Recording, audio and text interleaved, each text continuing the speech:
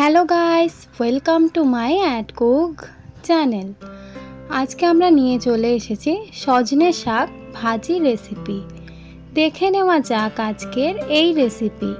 সজনে শাক কিন্তু অনেকেই খেতে পছন্দ করেন এবং অনেকে রান্না করেন, কিন্তু শক্ত মনে হয়। আজকের এই ভিডিওটা দেখলে পুরোপুরি প্রবলেম সলভ। সর্বপ্রথম এখানে আমি একটা কড়া বসিয়ে নিয়েছি। কড়াইতে দিয়ে দিচ্ছি সর্ষের তেল পরিমাণ মতো। তেলটা গরম হয়ে আসলে এখানে আমি একটা মিডিয়াম সাইজের কুচিয়ে নেওয়া পেঁয়াজ দিয়ে দিচ্ছি। এবার নাড়াচাড়া করে পেঁয়াজটাকে একটু লাল ব্রাউন ভাবে ভেজে নেব। দেখুন এখানে আমাদের পেঁয়াজটার কালারটা কিন্তু অনেকটা চেঞ্জ হয়ে এসেছে। এই পর্যায়ে এখানে আমি 5 থেকে 6টা কোয়া রসুন বেটে নিয়ে দিয়ে দিলাম। এবার ভালোভাবে রসুন এবং পেঁয়াজটাকে লাল ব্রাউন ভাবে ভেজে নেব।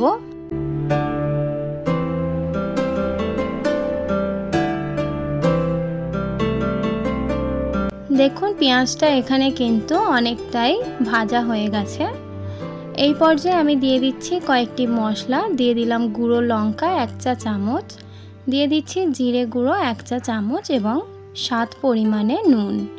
এই 3টি মশলা দিয়ে এবার ভালোভাবে নাড়াচাড়া করে মশলাটাকে একটু কষিয়ে নেব। মশলাটাকে একটু কষিয়ে নেওয়া হয়ে গেলে এখানে আমি দিয়ে দিচ্ছি সজনে শাক। সজনে শাক খেতে অনেকের কিন্তু তেতো লাগে, তার জন্য এখানে আমি বর্মা শাক ইউজ করেছি। সজনা শাকের সঙ্গে যে কোনো শাক দিলে কিন্তু তেতোটা কম লাগে, এটা কিন্তু একটা টিপস। এবার আমি এই কড়াইয়ের মধ্যে শাকগুলো দিয়ে এবার ভালোভাবে নাড়াচাড়া করে ভেজে নেব।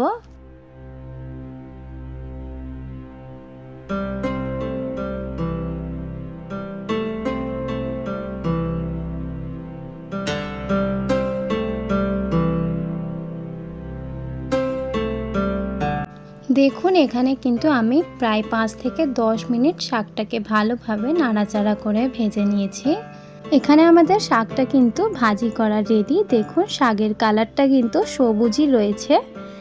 এভাবে শাক ভেজে নিলে কিন্তু খুবই হেলদি এবং টেস্টি খেতে লাগবে।